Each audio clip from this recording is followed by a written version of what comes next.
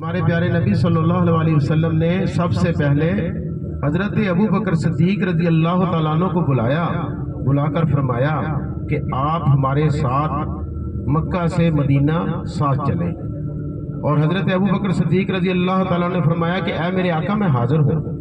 بھائی صاحب دیکھیں کہ اس وقت آج سے 1450 سال پہلے حضرت ابو بکر صدیق رضی اللہ تعالیٰ عنہ کو کپڑے کا کاروبار تھا، لوگوں کی امانتیں تھیں، لین دین تھا، اپنا گھر، اپنا مال، اپنے بچے، ہر چیز چھوڑ کر ساتھ چلنے کے لیے تیار ہو کر۔ اور جب حضرت علی رضی اللہ تعالیٰ عنہ کو بلایا، پیارے نبی نے فرمایا کہ آج رات آپ ہمارے بستر پر سو جائیں۔ حضرت علی رضی اللہ تعالیٰ عنہ کو اپنے بستر پر سلا کر پیارے نبی صلی اللہ علیہ وسلم جب گھر سے نکلنے لگے نا، اس وقت 100 آدمی تلواریں لے کر گھر کے چاروں طرف یہ لوگ کھڑے تھے۔ پیارے نبی کو جان تک نقصان پہنچانے کے یہ درپے تھے۔ تو دیکھیں جب پیارے نبی صلی اللہ علیہ وسلم حضرت ابو بکر صدیق رضی اللہ تعالیٰ عنہ کو ساتھ لے کر گھر سے نکلے تو پیارے نبی صلی اللہ علیہ وسلم نے اپنی ایک مٹھی میں ایسے مٹی لے کر اللہ کے حکم سے ان کی طرف پھینک دی، اور اللہ پاک نے ان کی آنکھوں کے آگے پردہ ڈال دیا، اور پیارے نبی صلی اللہ علیہ وسلم ان کے بیچ میں سے گزر کر، ان کو نظر نہیں آیا، ان کی آنکھوں کے آگے اللہ پاک نے پردہ ڈال دیا۔ جو 100 تلواریں لے کر گھر کے چاروں طرف کھڑے تھے نقصان پہنچانے کے لیے، تو دیکھیں جب گھر سے چلے، یہ آپ دیکھتے ہیں کہ حرم پاک سے ایک راستہ نکلتا ہے کبوتر چوک سے ایک خلیل روڈ ہے، ایک ہے ہجرہ روڈ سے ہوتے ہوئے ہمارے پیارے نبی صلی اللہ علیہ وآلہ وسلم سب سے جب پہلا پڑاؤ اس جبل سور پہاڑ کے اوپر جو چوٹی پہ غار ہے، اس غار کا نام غار سور، اس جگہ پر پیارے نبی صلی اللہ علیہ وسلم نے 3 دن اور 3 راتیں گزاری۔ دیکھیں جب پہاڑ کے پاس آئے، حضرت ابو بکر صدیق رضی اللہ تعالیٰ عنہ فرمانے لگے، اے میرے آقا آپ ہمارے کندھوں پر بیٹھ جائیں، ہم آپ کو غار تک لے جاتے ہیں۔ پہاڑ کی اونچائی کتنی ہے؟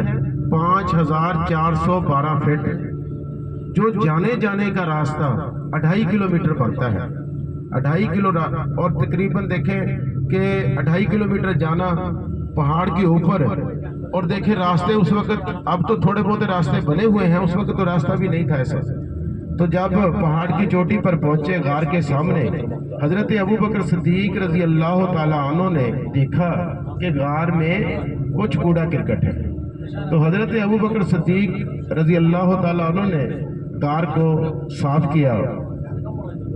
جب غار کو صاف کیا تو غار میں نا ایسے چھوٹے سوراخ ہیں، اللہ تعالیٰ کبھی آپ کو لے کر جائے، تو حضرت ابو بکر صدیق رضی اللہ تعالیٰ عنہ کے پاس جتنا کپڑا تھا اس کے چھوٹے ٹکڑے کر کے ان سوراخوں میں ٹھوس دیے، اور ایک سوراخ بچ گیا اور کپڑا ختم ہو گیا۔ جب دیکھیں کہ پیارے نبی صلی اللہ علیہ وسلم غار میں تشریف لے گئے تو حضرت ابو بکر صدیق رضی اللہ تعالیٰ عنہ نے اسی سوراخ کے سامنے اپنی پاؤں والی ایڑی لگا دی۔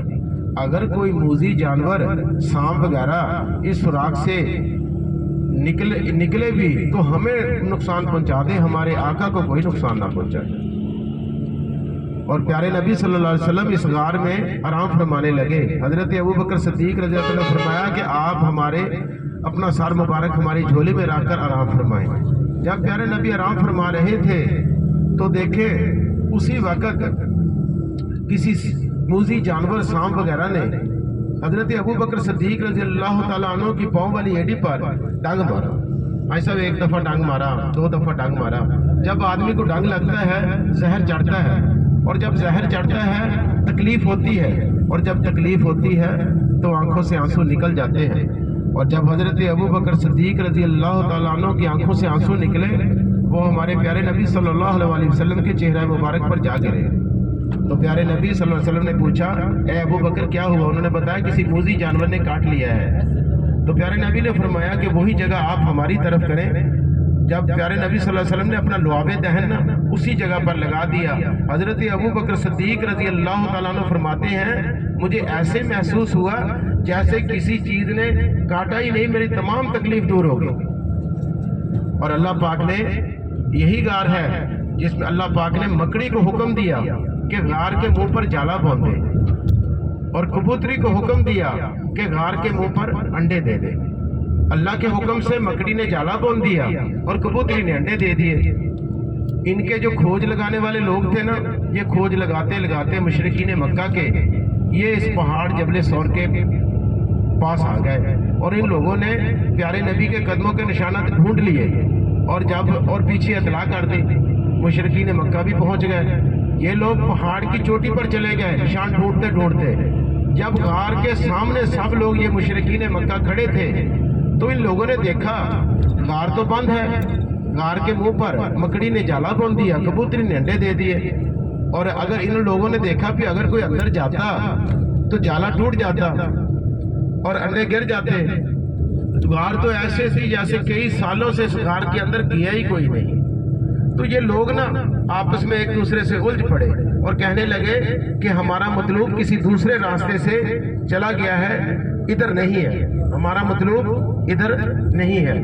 تو جب یہ واپس پلٹنے لگے، حضرت ابوبکر صدیق رضی اللہ تعالیٰ عنہ کی بیٹی حضرت اسما رضی اللہ تعالیٰ عنہا وہ کھانا لے کر پہنچ گئی۔ 3 دن انہوں نے کھانا پہنچایا، تو ان لوگوں نے ان کو پکڑ کر حضرت اسما رضی اللہ تعالیٰ عنہا کو ان کے منہ پر تھپڑ مارا اور ان سے پوچھا کہ بتا تیرا بابا اور نبی کہاں ہے؟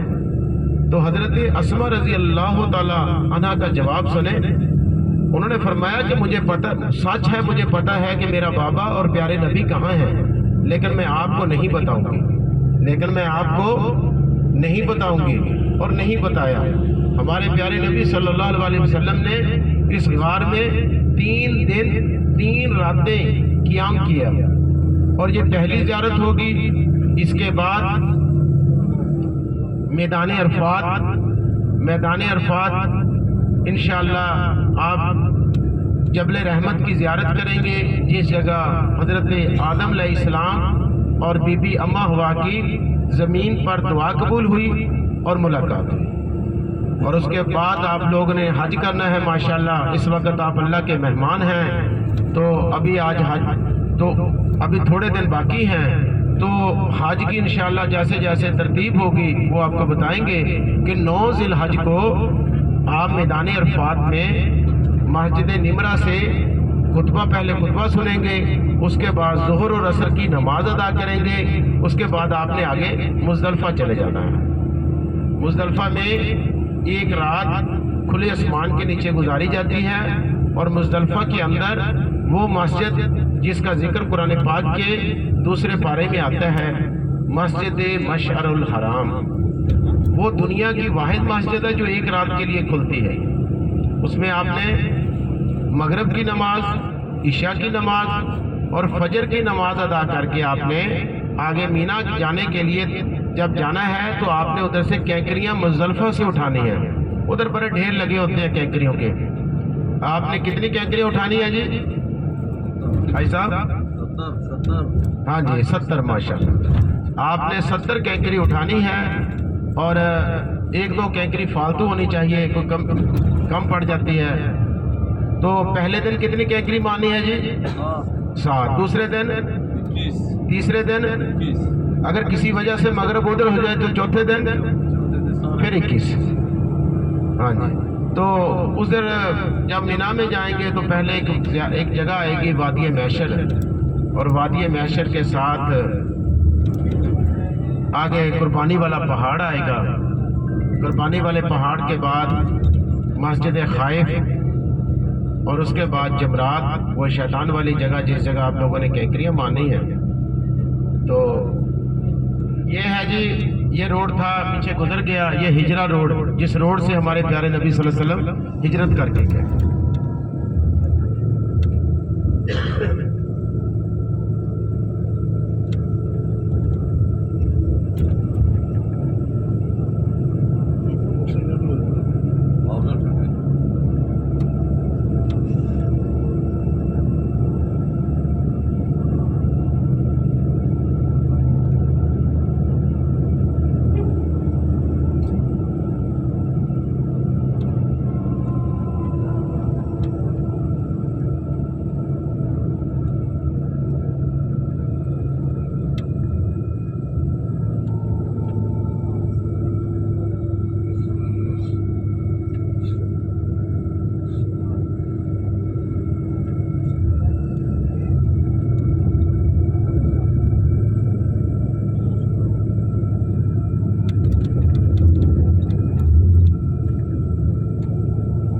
بعد ان لوگوں کو جو ہے جب لے جو جاتے ہیں غار ہجرا کو دیکھ کے لوگ چڑھ رہے ہیں چڑھنے کے ذریعے وہ پتا چڑھ نہیں سکتے ہاں جوڑ دے اگر سارا ہے پتہ لگتا ہے وہ لاڑ لاڑ واپس